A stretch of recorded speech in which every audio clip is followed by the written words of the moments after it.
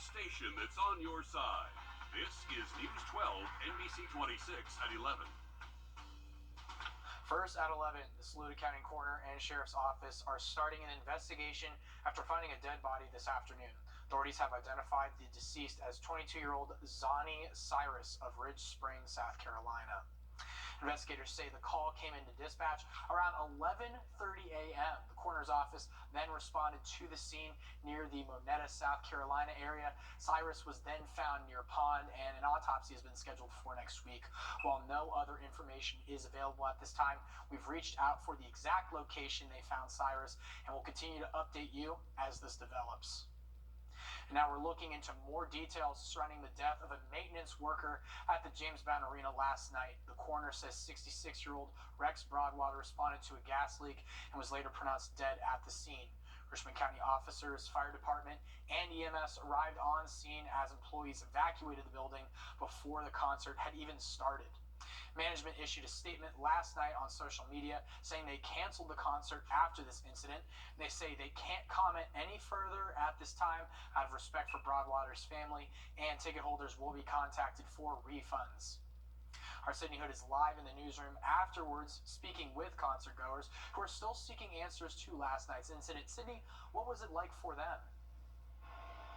Craig, a lot of anticipation stirred people in the James Brown Arena parking lot last night after our already rescheduled concert was once again put on hold. It was hours of unanswered questions when people eventually found out about what happened inside. Everybody was kind of upset, like, wow, somebody passed away from the gas leak. Mina Williams originally bought tickets for a September concert featuring Charlie Wilson and friends, but it got delayed. Everybody was so excited about the show because, of course, we waited 2 months from the first cancellation. So at first, everybody was just excited, thinking we were going to get to go in. But we kept waiting and waiting. She says when she arrived to the James Brown Arena, people were already gathered around ambulances and fire trucks. So we got out of the car and we just started to talk to the other people. And people were asking us, did we have to pay? We was like, no. We was like, oh, something's going on, because they didn't even make us pay the car. Something was going on, and others knew it too. We got there, we had to walk to the stairs, and the workers were outside sitting on the steps. And so they basically told us that, we asked them what was going on. They basically told us that they evacuated everybody immediately, and they didn't know what was going on. So we were in the car for a little while. Waiting eventually turned into questions. Nobody was telling us anything. We was waiting to see maybe somebody from the arena to come out and speak to us and let us know what was going on. But at no point did I hear anybody come out. We started to just go back to our vehicles to sit, to get warm, and the parking attendant told us that the show had been canceled. Leaving others wondering why. We got back out like 30 minutes later. We went back up there and they're like, well, you know, it's a gas leak. Another employee told us that it was a gas leak. So we was like, oh, okay. And then come to find out, they told us when we got to the next destination, they told us that someone had passed away. What started as an exciting night turned upside down quick.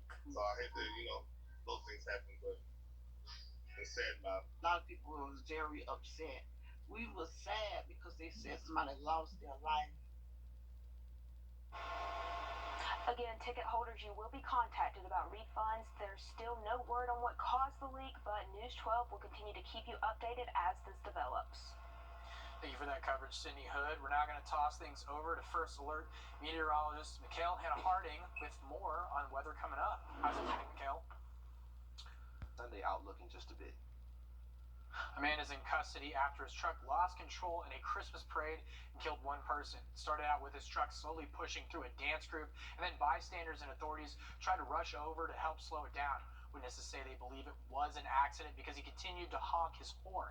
Officers say the driver is cooperating and is now facing multiple charges, including reckless driving and death by a car as a misdemeanor. New body cam footage released from Atlanta officers on the day they responded to a threat at the Jackson Hartfield Airport shows just how quickly they took a suspect in. Passengers and flight crew told deputies the man pulled out a box cutter and threatened he was going to stab someone while in the air. Officers rushed through people evacuating the plane to confront him inside. Passengers close to the incident on board say they could hear his threats from down the aisle. the passenger in the window seat looked at me and said, "Hey, like he has a knife and he told me that he was threatening to stab people. We need to go say something to somebody." After they detained the suspect, they found the box cutter in his jacket and another one during their investigation. Authorities say TSA agents in Cincinnati did not follow protocol with the security check, which is how he managed to get the box cutters on board. Back here in Richmond County, family and friends got to celebrate the life of Tyreek Robinson earlier today, after the 20-year-old died by suicide this past week. Many people met outside of Cross Creek High School with bundles of balloons. Others gave hugs for support throughout the crowd. Robinson's former middle school teacher says he helped her through a difficult time when her own son passed away last year. She says he was kind and caring to anyone that knew him. I just hope that in the coming days that we remember all that he did for the young people, all that the city of Augusta meant to him, and all that he meant to the city. He hopes the community remembers to keep the Robinson family in their thoughts as well as they start a long healing journey through the holidays. In the end, everybody released balloons into the sky to say goodbye, and our News 12 team would like to share our condolences with his family as well. Well, former President Donald Trump stopped by Las Vegas today and spoke on how he feels about the special counsel appointed to 2 cases he's involved in. Hear from him after the break. Everything Country is right here. Join us in the circle. Former President Trump is responding to Attorney General Merrick Garland's motion to appoint a special counsel, which will oversee 2 investigations involving him. CBS News' Christian Benavides reports. Former President Donald Trump lashed out after a special counsel was put in charge of the Justice Department's probes into January 6th and his handling of classified documents at Mar-a-Lago. I've been going through these investigations and hoaxes and scams from the day I came down the escalator at Trump Tower, and you'd really say enough is enough. Attorney General Merrick Garland tapped Jack Smith, a longtime Justice Department lawyer, for the job on Friday. I have concluded that it is in the public interest to appoint a special counsel. Such an appointment underscores the department's commitment to both independence and accountability in particularly sensitive matters. In his decision, Garland cited Trump's planned 2024 White House bid and President Biden's intention to run for re-election.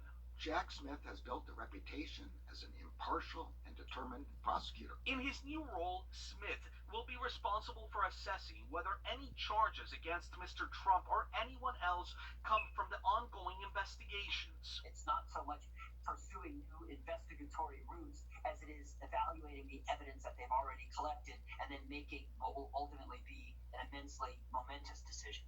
Smith, who first joined the Justice Department in 1994, also served as the chief prosecutor for the special court in The Hague, investigating war crimes, and he's led the DOJ's public integrity section.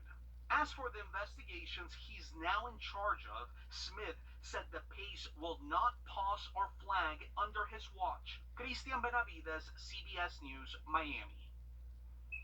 Plus, the former president can return to Twitter if he wants to. Elon Musk reinstated his account today after a poll showed over 50% of participants voted in favor of his return. This comes 2 years after his account was suspended due to a fallout from the January 6th riots in the Capitol. The former president says he does prefer to use his own social media site, Truth Social. He's still suspended on other platforms, including Facebook and YouTube. And officials with the Santa Fe County Sheriff's Office have released the Rust movie shooting report more than a year after the incident. This comes after actor and producer Alec Baldwin filed a lawsuit against 2 of his co-workers for negligence over who should have checked the prop gun before filming. The report follows a year-long investigation into the shooting on the New Mexico set of The Western. Investigators concluded text messages from Baldwin weeks after the incident shows Baldwin messaged the victim's husband, claiming he and the victim believed the gun was empty. Other messages show he did not rule out a sabotage angle as well. Questions have persisted as to how live ammunition made it onto the set and whether proper safety precautions were taken by crew members. Well, we are tracking a chilly evening for your Saturday night. And for tomorrow, a pretty cool outlook and some clouds sticking around as well. The full forecast coming up next. All changes moving in once again by Friday. Thanks, Miguel. It's considered a hobby or an issue to some, but video games and gamers across the U.S. bring more to the table than you think. Abby Kasoris explains. Even if you don't play, video games are a big deal here in Georgia. The Entertainment Software Association estimates the industry generates $801 million and nearly 5,000 jobs here in the state. And now FSU is up 4-2. If you look around the room at DreamHack, There's people of all ethnicities, there are people of all ages, of all gender. Gaming has developed to become a worldwide phenomenon, bigger than music and films, and we're just here to create a platform for all of the different communities that want to create something. This giant video game festival is bringing to town Twitch famous gamers like Leash Capiche, Defined by Kai, and Flozell. In games is such a huge thing. We don't really get to see ourselves in video games. The group has been traveling around the country, stopping at HBCUs like Spelman. If you sort of look at the characters that are represented in the gaming industry, one of the game engines that we use comes with 120 different characters, and not one of them actually looks like one of our students. They have a class for gaming development and design. It's kind of the best kept secret on campus. Creating worlds that look like theirs. Big thing for us is breaking the glass ceiling in different spaces that where maybe it's not seen as a black thing. So be able to go to different HBCUs and talk to young people and just say, hey, look at this thing we're doing that isn't as conventional as most seem and most think. And it's just been really liberating to talk to a lot of people that's like, I didn't know I could do that for a job. And like, you can do whatever you want. Well, you've heard about all the movies made in Georgia, but there have also been 48 games made in the Peach State this year alone, and the students in the lab all have hopes they could enter the field when they graduate to create more. Families in Richmond County got a chance